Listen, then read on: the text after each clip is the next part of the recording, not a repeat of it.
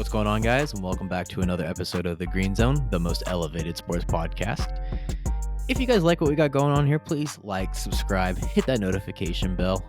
Be a friend, tell a friend, share it with someone, pass it along to them, and drop something in the comment. Give us some ideas of what you guys want us to talk about in the future, or if you guys like what we're talking about here, let us know down there. We'd love to hear what you guys think. Now, let's get into the episode. We are back to talk about the final team we will be talking about in the NFC West. That is the Los Angeles Rams. I don't think we'll talk about the Seahawks like I've mentioned. I'm not that locked into them. I mean, they have a great wide receiver core, average quarterback. I don't know shit about their defense. Couldn't give you much on it, so I really didn't want to waste y'all's time talking about the Hawks. But we talking about the Rams today. The Los Angeles Rams. What can you say about them? Sean McVay led, Matthew Stafford, old ass. They got a team. They got a team. Good, bad. I wouldn't say bad, but it's tough. They lost, Aaron Donald in the offseason. Their whole defense for the past 8-9 years. Absolute dominant defensive tackle. Single team, double team, triple team, didn't matter. He was making plays. That's tough to lose someone like that. He is a perennial, all-star, Hall of Famer candidate. I'm sure will be first ballot, absolute dominant player, Got a Super Bowl ring, made a shit ton of money, was just like, I'm happy with life. I'm out. I could see him coming back if the Rams are on a run and being like, hey, week 8, 9, 10, 11, 12, like, fuck it. I mean, let's get some gang, let's turn it up a little bit. But that's TBD. They also had what's his name? Was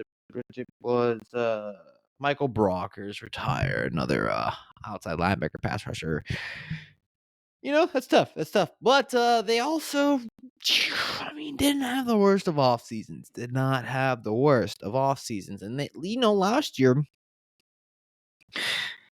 9 and something, 9 and 8, I want to say. I mean, it wasn't the worst of teams. Just, kind of faltered a little bit at the end. Matthew Stafford struggled with some injuries. But shit, Puka Nacua comes out of nowhere. He's an absolute number one receiver, a stud of a player, finds a way. Doesn't matter if he's triple team, double team, he finds a way to get open, makes plays. On top, they got Cooper Kupp. He's getting older, which makes it tough.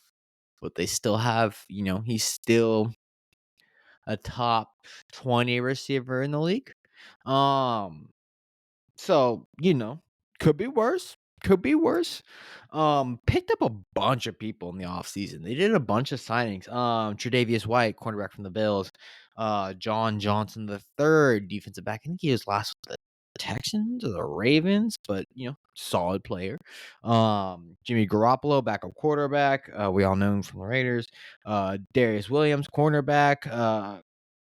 Cameron Curl, safety, Jonah Jackson, Colby Parkinson's from the Seattle Seahawks. Definitely a good pickup. Nice little 1-2 punch with Tyler Higbee.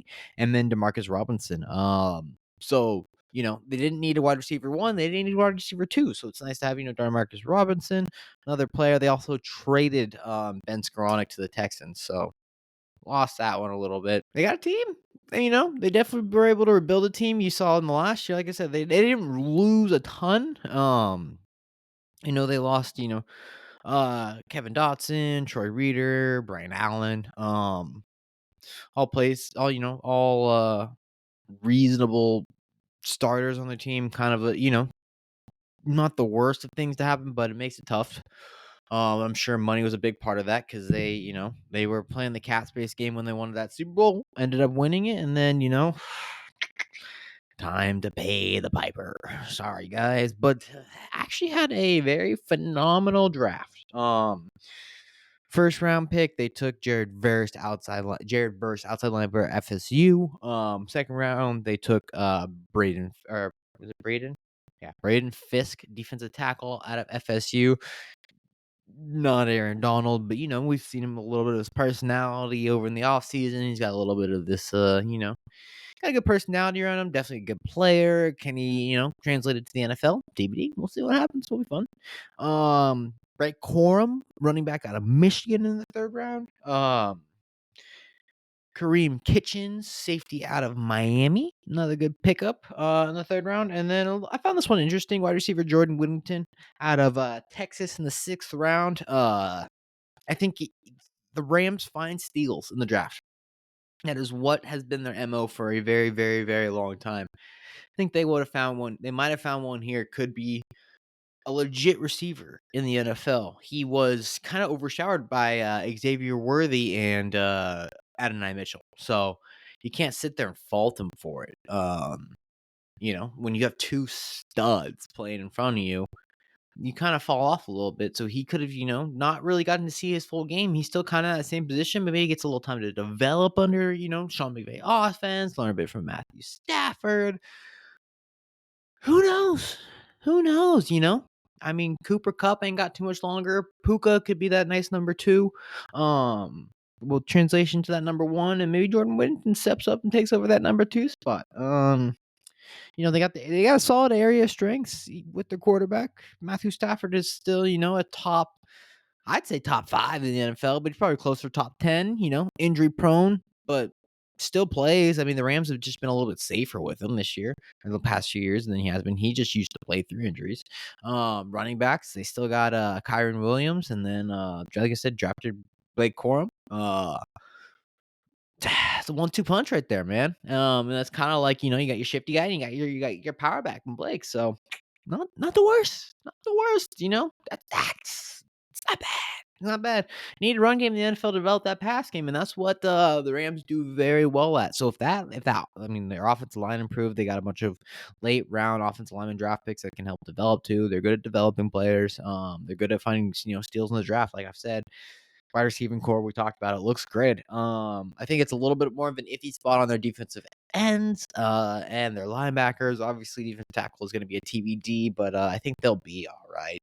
Interior defensive line isn't the most important, unless you're a guy named Aaron Donald, where you can actually be a playmaker and a disruptor. So that will make a difference for you. Obviously, health. Say it every time. Health is a concern. Them boys got to stay healthy. Stars got to stay healthy. Matt Stafford, Cooper Kupp. It's the same for every single team, every single year. The healthiest team at the end of the year usually ends up, doing pretty decent. D-line performance without AD. What is that going to look like with no Aaron Donald? It's tough. It's tough. But I still think they have a chance. I was looking over their record. I got them winning about 10, 11 wins. If everything goes right, health is healthy. All these predictions we're doing now are way too early, so we don't really know what teams are going to look like, what the NFL is going to shape like, but all we can sit here do is try to guess, give our opinions. This might be a quick one. I ain't got a ton on the Rams, man. I mean, they're a solid team. They got a lot. They built a solid team. There's not too much to say about them here. I'm excited to see what happens with them. It's going to be a battle. They're playing in one of the toughest divisions in the NFL.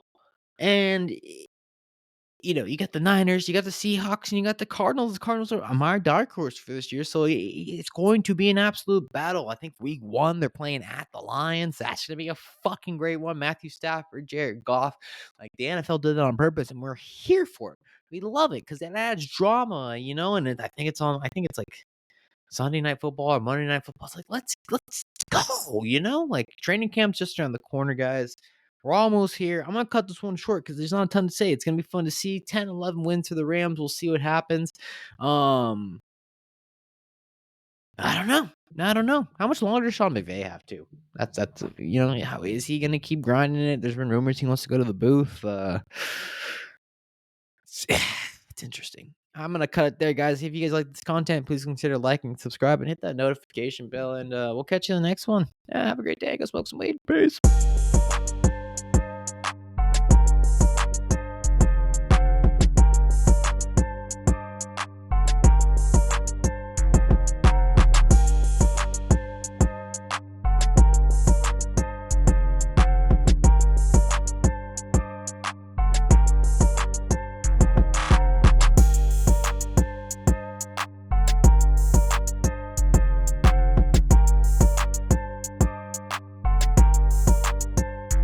What's going on, guys, and welcome back to another episode of The Green Zone, the most elevated sports podcast. If you guys like what we got going on here, please like, subscribe, hit that notification bell. Be a friend, tell a friend, share it with someone, pass it along to them, and drop us something in the comment. Give us some ideas of what you guys want us to talk about in the future, or if you guys liked what we're talking about here, let us know down there. We'd love to hear what you guys think. Now, let's get into the episode.